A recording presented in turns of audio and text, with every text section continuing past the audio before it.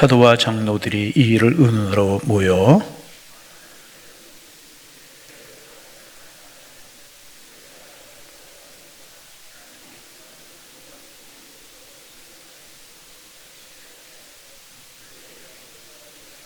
또 마음을 아시는 하나님이 우리와 같이 그들에게도 성령을 주어 증언하시고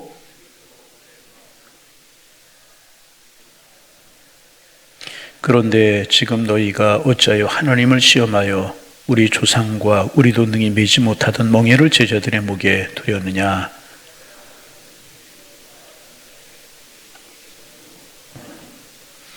온 무리가 가만히 있어 바나바와 바울이 하나님께 자기들로 말미암아 이방인 중에 행하신 표적과 기사에 관하여 말하는 것을 듣더니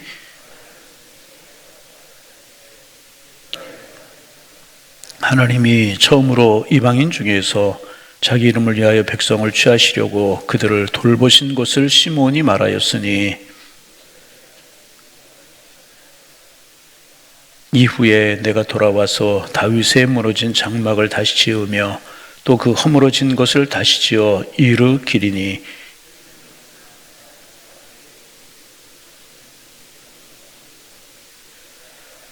즉예로부터 이것을 알게 하시는 주의 말씀이라 함과 같으니라.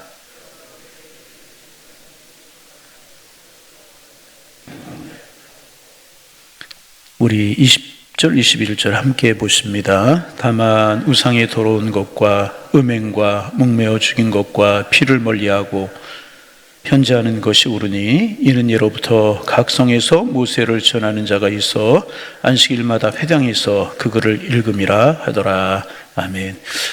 어제 아침 이제 오늘 계속되는 그런 말씀입니다. 사도행전 15장이 참 중요한데 예루살렘 공의회다, 첫 번째 종교회의다. 그래서 아주 중요한 결정을 하는. 그래서 어제 말씀드린 것처럼 기독교가 유대교의 한 분파로 끝나는 것이 아니라 세계적인 종교가 되는 아주 중요하고 귀한 것 결정하는 그런 회의가 예루살렘 종교회의 사도행전 15장의 내용입니다. 조금 이제 어제 나눈 말씀을 반복하면 유대인들은 할례라고 하는 것을 받았어요. 그래서 우리는 하나님의 섭니다라고 하는 표를 이제 몸에 지니고 있었는데 사실은 몸에 아무리 표를 지닌다고 해도 마음으로 하나님을 믿지 않으면 소용이 없는 것 아니겠습니까? 그런데 마음으로 믿지 않고 하나님의 백성다운 행실이 따르지 않으면서도 할례를 받았다. 이것 하나만으로 중요하게 유대인들이 생각을 했단 말이죠. 그래서 구약에서 그랬고 그 사상이 신약까지 넘어오게 되었습니다. 그런 생각들이 이제 유대인들이 팽배하고 있었는데 예수 그리스도의 복음이 시작이 됐잖아요. 그래서 예수 그리스도의 복음을 믿는 믿음이 생겨나기 시작을 했잖아요. 그래서 사도 바울이 그 복음을 전하기 시작을 하는 겁니다. 십자가로 구원받고 예수 그리스도의 은혜로 하나님의 백성이 되는 겁니다. 1차, 2차, 3차 전쟁을 하면서 그런 복음을 전하자 유대인들이 예수 믿고 돌아오는 것보다 이방인들이 예수 믿고 돌아오는 속도가 훨씬 빠른 겁니다. 그래서 헬라인도 로마인도 많은 사람들이 하나님의 백성이 되고 하나님의 자녀가 되고 구원받는 하나님의 자녀가 되게 되는 것입니다. 무엇으로? 말씀을 듣고 회개하고 믿음으로. 그런데 이제 그 모습을 보고 문제를 삼는 유대 그리스도인들이 있었습니다. 무슨 문제를 삼았냐 하면 이방인이 이제 하나님의 백성이 되려고 하면 먼저 할례를 받아야 될 것이다. 그리고 예수 그리스도를 믿어야 하나님의 백성이 되고 그리스도인이 되는 것이다. 그래서 할례를 받아야 된다. 이렇게 이야기를 하는 것이었습니다. 그래서 이제 바울과 바나바를 중심으로 한 이제 이렇게 사람들의 의견은 뭐냐? 아니다. 이방인들 주님께 돌아오는 거 무겁게 하지 말고 그들이 예수 그리스도를 믿지 않느냐? 하나님의 사랑을 믿지 않느냐? 그리고 회개하고 그리스도인이 되지 않았느냐? 그러니까 너무 무겁게 하지 말고 받아들여야 된다. 이제 이런 이야기가 이제 되게 된 것입니다. 그래서 유대 그리스도인들은 아니다. 먼저 할례를 받아야 된다. 바울을 중심으로 한 바나바를 중시한 사람들은 아니다. 너무 무겁게 하지 말고 그 마음속에 예수 그리스도를 믿고 하나님의 살아계신 믿음이 있고 그리스도인다운 행실이 따르면 그것은 그리스도인이 되는 것이다. 이게 이제 논란이 되기 시작을 했어요. 그래서 이 문제를 가지고 이제 어떤 일이 벌어졌는데 그럼 우리가 이 문제를 가지고 한번 논의해 보자. 그리고 예루살렘에 모이게 된 것입니다. 그래서 인류 최초의 기독교 최초의 회의가 열리게 종교 회의가 예루살렘 공의회다 말씀드린 것처럼 그런 회의가 열리게 이제 된 것입니다. 그래서 왈가왈부 갑론을론 이야기가 많이 되지 않았겠습니까? 참 이제 여기 종교회의에서 얻을 수 있는 몇 가지 교훈이, 첫째는 뭐냐 하면 이들은 이런 문제를 가지고 공론화시켜서 공식적으로 토론을 벌였다는 것입니다. 여러분, 이게 참 중요합니다. 교회 안에 어떤 문제가 있을 때 공식적으로 토론해서 이야기할 수 없는 문제를 뒤에서 이야기하는 것은, 이거는 정상적인 신앙이 아닙니다. 뒤에서 왈가왈부 이러고 저러고 수근수근 이건 되는 것은 신앙인이 아니에요.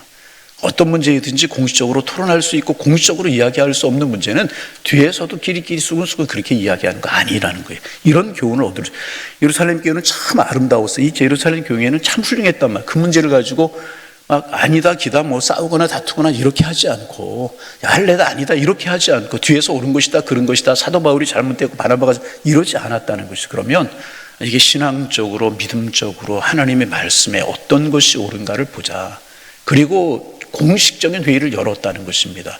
여러분, 우리가 교회를 이끌어가면서 교회를 하면 이게 참 공식적으로 논란 토론하지 못하고 공식적으로 이야기하지 못할 것은 뒤에서 이야기하는 거 잘못된 거예요. 여러분이 꼭 기억할, 공식적으로 이야기를 하고 공식적으로 이야기할 수 있고, 그게 바르고 옳은 거란 말이죠. 그래서 이것을 가지고 예루살렘 교회, 쉬웠겠습니까? 안디옥에서 예루살렘으로 올라가야 되고 각 대표들이 모였으니까 그랬잖아요. 그리고 토론을 통해서, 이야기를 통해서 그 문제를 해결하는 것, 이게 항상 민주주의적인 방법이고 신앙적인 방법이고 믿음의 방법이라는 거예요. 여러분, 이거 꼭 우리 기억할 수 있어야 돼요. 예루살렘 교인이 이거 잘못 해결하면 교회가 시끄러워질 수 있고 교회가 나뉠 수 있고 교회가 분란이 생길 수 있는 그런 문제였으면 틀림이 없었단 말이죠. 오늘 교회도 마찬가지입니다. 분란이 있고 어려울 수 있고, 왜? 10사람이면 10사람 생각이고 5사람이면 5사람 생각이 뭐 이거 그럴 수 있잖아요. 항상 본론 정식적으로 이야기할 수 있는 그런 게 옳은 것입니다. 이게 이제 예루살렘 교회에서 얻을 수 있는 첫 번째 교훈이고, 두 번째 교훈은 뭐냐 하면 이들은 복음의 진리가 분명했다는 거예요.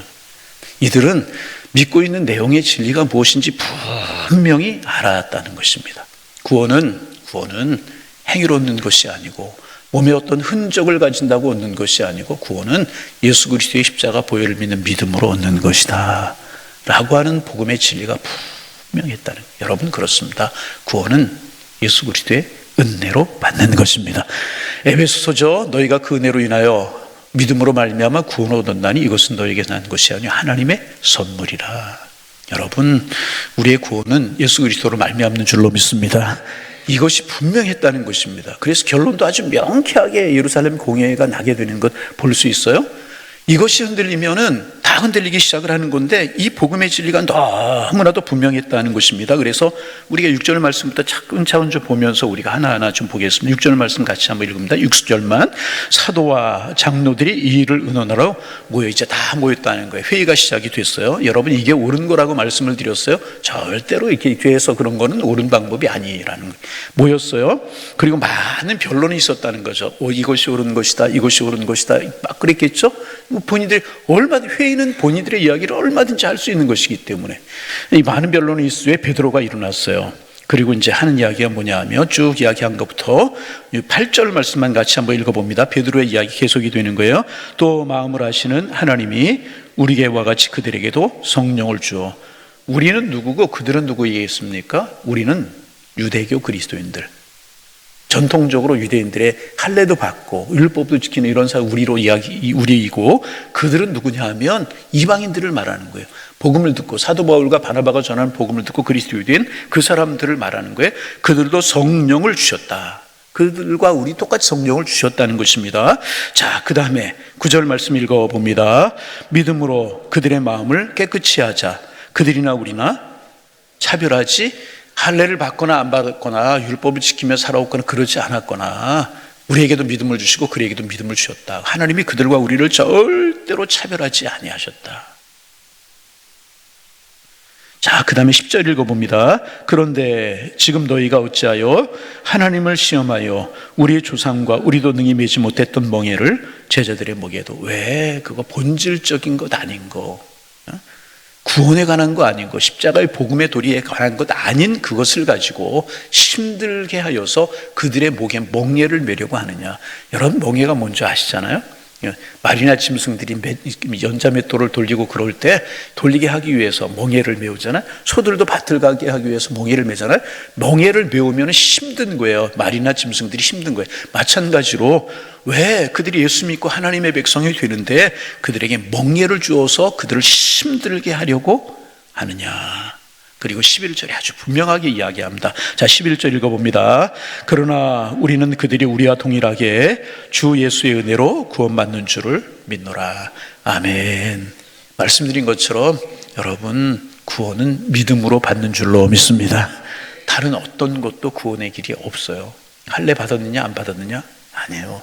예수 그리스도의 십자가의 사랑을 마음속에 믿고 내가 회개하고 하나님을 믿는 믿음이 마음속에 있느냐? 그런 구원받게 되는 것이라. 그러니까 할례 문제, 베드로의 이야기의 핵심이 무엇이겠습니까? 할례냐 아니냐 이것이 중요한 것이 아니고 그들에게 하나님의 은혜가 임하고 그래서 그들의 마음의 문이 열려서 예수 그리스도가 나의 구주가 되심을 믿고 지난 날들의 잘못된 삶들을 회개하고 하나님의 백성으로 살아가게 되면 그들에게 하나님의 은혜가 임하게 되는 것이고 구원받은 하나님의 백성이 되는 것이다. 아주 복음의 진리를 명쾌하게 이야기하잖아요. 여러분, 이 예루살렘 교회는 그리고 이 복음의 진리를 받아들였어요. 끝까지 내가 옳은 것이다, 내 생각이 옳은 것이다. 우리 한국 사람들이 참 이게 조심해야 될 것은 뭐냐 하면 이게 논리적으로 옳고 신앙적으로 복음적으로 옳으면 아멘을 해야 되는데 이게 감정적이 돼버리면 아무리 그게 말씀이고 진리일지라도 받아들일 생각, 고칠 생각을 안 한다. 여러분, 우리는 하나님의 말씀이 무엇인가, 주님의 뜻이 무엇인가, 이것을 분별한 우리가 되기를 소망합니다.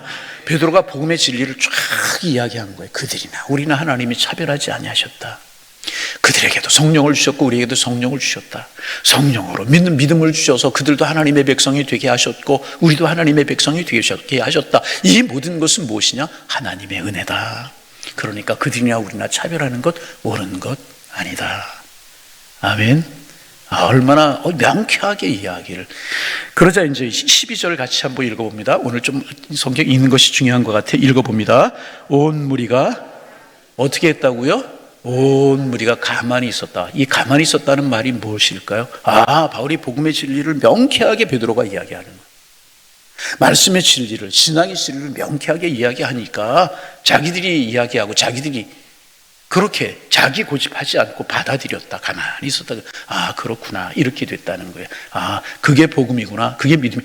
이것이 옳은 것이구나. 내 감정, 내 고집 내세우지 않고 이게 옳은 것이구나. 그렇게 받아들이게 되었다는 것입니다. 그러자 바울과 바나바가 다시 일어나서 뭐라고 이야기를 하니 그 다음에 보니까 하나님께서 자기들을 말미암아 이방인 중에 행하신 표적과 기사를 우리가 막 전도에 가면 구브로로 가도 에베소로 가고 안디옥으로 가고 이렇게 해서 복음을 전했는데 하나님이 얼마나 놀랍게 역사하시는지 표적과 기사가 따르고 말씀을 듣고 죽여오는 사람들이 돌아오는 사람들이 정말 많더라. 이것이 하나님의 은혜더라. 바울이 복음을 전하면서 있었던 이야기들을 간증하는 거예요. 그랬더니 이번에는 누가 일어나느냐? 야고보 사도가 다 일어나는 거예요.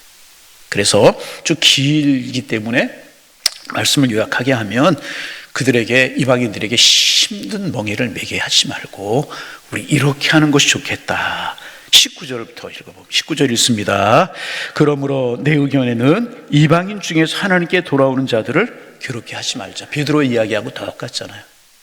그리고 이제 몇 가지만, 그러나 분별이 있고 구별이 있고 있어야 되니까 몇 가지 이것만을 우리가 금하게 하자. 그러면서 이야기하는데 20절에 보면 다만 우상에 더러운 것과 우상 숭배는 안 된다. 예수 믿기 전에, 하나님 섬기기 전에 아데미 신을 섬기든지 바알을 섬기든지 아세라를 섬기든지 이런 건 안 된다. 우상 숭배는 안 되는 것이다. 그 다음에 음행과, 이거는 하나님 제일 싫어하는 것이니까 음행은 안 된다. 목매어 죽인 것과 피를 멀리하자. 이들은 피에 생명이 있다고 생각하기 때문에 유대인들의 개념 속에 이것만은 금하게 하자. 그래서 편지를 보내서 많은 사람들에게 이것만은 금하게 하고 할례는 아니냐, 다른 것은 너무 무겁게 해서 그들을 힘들게 하지 말자. 그렇게 결정이 됩니다. 참 은혜롭게 아름답게 결론이 다 동의를, 내 의견에 할례다 아니다, 뭐 어떻게 고집을 했든지 이게 복음이고 이게 진리고 이게 하나님의 말씀이고 이게 복음이 전해지고 세계적인 종교가 되는 길이었기 때문에 다 동의를 하게 되었다는 거예요. 이런 결정이 돼서 이때부터요 이방인들에게 복음의 문이 확 활짝 열리게 되었다는, 아멘.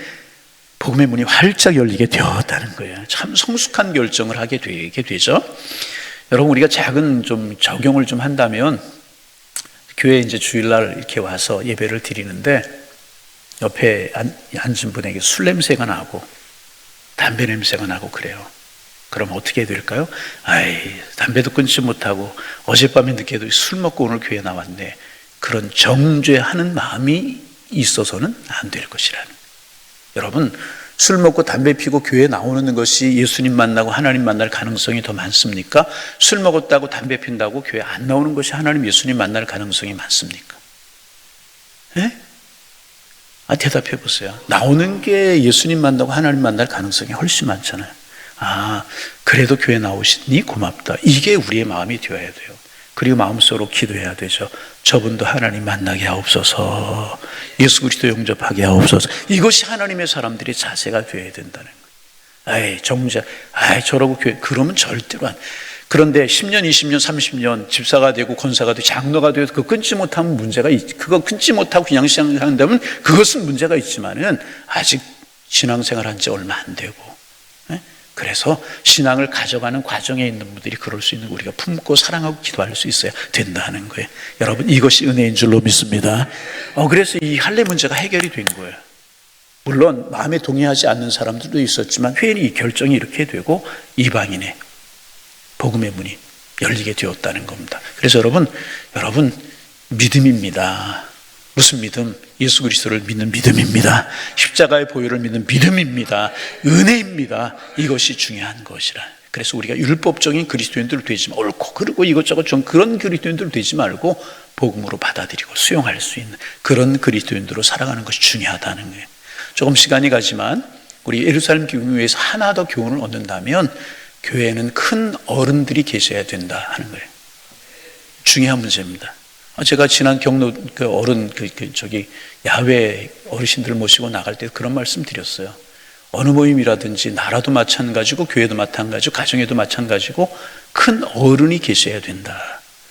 이걸 가지고 많은 변론이 있었다고 그랬잖아요. 7절에 많은 왈가왈부 막 시끄럽고 막 그랬어요. 그런데 베드로, 야고보 다 이러면서 한마디 하니까 쫙 정리가 되잖아요. 교회는 존경받는 어른이 있어야 되는 거예요. 지난번 교회에 참 어른이 계셨어요. 당회하거나 무슨 일을 할 때 이분이 한마디 쫙 하면은 다 그분의 말에 그렇구나. 그러면 괜히 그렇게 존경받는 어른이 될까요? 헌신하는 모습, 예배 잘 드리는 모습, 기도하는 모습, 말이나 행함에 있어서 많은 사람들이 존경받을 만한 그런 삶을 살아가니까 존경하게 되는 거죠. 베드로, 야고보 영적인 능력이 있고 모든 분들이 볼 때 헌신하는 이런 모습이 있으니까 따라가고 존경하는 건 아니겠습니까? 그래서 우리 사회의 문제가 무엇입니까? 존경받을 만한 어른, 큰 어른이 없다는 게 문제잖아요. 학교에도 존경받을 만한 스승이 없다는 것이 문제고, 교회도 옛날처럼 존경받을 수 있는 그런 어른들이 많지 않다는 게 문제잖아요. 여러분, 오늘 아침 우리 기도하는 우리가 되기를 원하며, 하나님 우리 교회 존경받는 어른들 많이 생겨나게 하여 주옵소서. 장로님들이 존경받는 어른들 되게 하시고, 권사님들이 존경받는 어른들, 그래서 우리 교회가 정말 복받고 은혜로운 교회가 되기를 소망합니다. 이거 참 중요합니다. 왈가왈부 논란이 많았잖아요. 어떤 교회에서 있었던 일이라고 그러죠? 참 교회 헌신적으로 섬기고 헌신적으로 봉사하고 참 교인들에게 존경받는 그런 어른이 한 분, 장로님이 계셨대요. 그래서 문제가 있고 이분이 은퇴를 하셨는데, 이제 교회에 여러 가지 문제가 있고 그럴 때마다 장로님들이나 교인들이 그분을 찾아오시더라는 거예요. 은퇴를 하셨고 그런 일이 계속되고, 이제 그래도 그 장로님이 기도하시다 안 되겠다 싶어가지고 선포를 하셨대요. 그렇구나. 이게 하나님을 바라보게 해야지 나를 바라보게 하면 안 되겠다, 그런 생각이 들면서, 교회 그동안 헌신도 많이 하고 헌금도 많이 하고 모든 것에 헌신했던 그런 어르신이니까 교인들이 그렇게 존경하는 거 아니겠어요? 그래서 마음속에 교회에서는 둘 중에 하나를 해야 되겠구나. 말을 많이 하든지 헌금을 많이 하든지 봉사를 많이 그런 이야기를 이제 우스갯소리로 하셨다는 그런 이야기가 있는데, 결론은 뭐냐? 예루살렘 교회가 베드로와 야고보가 없었으면 어떻게 했을까? 큰 어른들이 없으면 어떻게 했을까? 우리 한국교회에 참 중요한 것은 큰 어른들이 존경받을 만한 그런 어른들이 많았다는 거예요. 우리 마음속에 오늘 기도 제목이 많아요. 큰 어른 되게 하시고 어른이 세워지게 하여 주옵소서. 내가 나이가 들어가면서 어른으로 설 수 있다면 참 좋은 것 아니겠어요? 이거 참 이럴 수만 있다면 얼마나, 가정에서도 참 영적인 권위가 있고 말의 권위가 있고, 교회에서도 영적인 권위가 있고 말의 권위가 있고, 사회생활 속에도 영적인 권위가 말의 권위가 있을 수 있다면 얼마나 귀한 것이겠습니까? 하여튼 오늘 그 예루살렘 경우의 결론이 무엇인가? 정말 은혜로 결정이 되고 복음은 오직 예수 그리스도다. 믿음은 예수 그리스도를 믿는 믿음이다. 다른 것이 아니, 이것이 결론이라는 거예요. 그래서 여러분, 우리의 신앙과 믿음이 예수 그리스도를 바라보고 믿음 안에서 은혜로 살아가는 삶이 되어서 우리를 통해 복음의 문도 열리고 사람도 세워지고 교회도 세워지는 이런 하나님의 축복이 함께 하실 수 있기를 주님의 이름으로 축원합니다. 축원합니다. 하나님 아버지, 새날 주셔서 감사합니다. 주와 함께하는 한 날 되게 하여 주옵소서. 할례 문제가 기독교회를, 예루살렘 교회를, 또 흩어진 교회들을 어렵게 하고 힘들게 할 수 있는 문제였지만 참 이들이 복음의 핵심이 분명하기에 은혜롭게 결론이 나서 이방인들의 구원을 향하여 복음의 문이 활짝 열리는 계기를 가져오게 되었다는 사실, 말씀을 통해서 우리가 나눌 수 있도록 인도하여 주시오니 감사합니다. 하나님, 우리도 열린 마음 되게 하여 주옵소서. 다친 마음 되지 않게 하시고, 다른 것, 비본질적인 것 붙들려고 하지 않게 하시고, 비본질적인 것 가지고 왈가왈부하지 않게 하시고, 하나님 본질적인 것을 붙들게 하여 주옵소서. 주님이 원하시고 주님이 기뻐하신 것이 무엇이고, 어떻게 한 사람들 더 구원되고, 어떻게 우리가 하나님 앞에 아름답게 예배하고, 어떻게 하나님 앞에 아름답게 주님을 섬길 수 있을까, 이런 본질을 생각하는 우리 교회가 되게 도와주옵시고, 그런 믿음이 저희들의 믿음이 되게 도와주셔서 하나님, 안 믿는 사람 믿게 하는 교회, 믿는 사람 더 잘 믿게 하는 교회, 잘 믿는 사람 더 뜨겁게 신앙생활하는 그런 교회로 나아갈 수 있는 저희 교회가 되도록 주님 축복하여 주옵소서. 예루살렘 교회가 성숙하게 믿음으로 이 문제를 해결했던 것처럼 우리 교회가 믿음으로 말씀으로 성숙한 그런 교회가 되게 도와주셔서 하나님, 초대교회들이 아름답게 쓰임받았던 것처럼 저희 교회가 그렇게 쓰임받게 하여 주옵소서. 복음의 본질이 분명한 교회가 되기를 원합니다. 예수 그리스도의 십자가의 복음을 말하는 교회고 전하는 교회가 되기를 원합니다. 주님의 뜻이 무엇인가를 묻는 저희 교회가 될 수 있도록 인도하여 주셔서 복음의 불이 붙고 성령의 불이 붙고 은혜의 불이 붙는 교회가 되게 하셔서 많은 영혼들이 우리 교회를 통해서 구원될 수 있도록 하나님 축복하여 주옵소서. 우리 교회에 정말 어른과 같은 그런 지도자들이 많이 세워지는 교회가 되기를 소망합니다.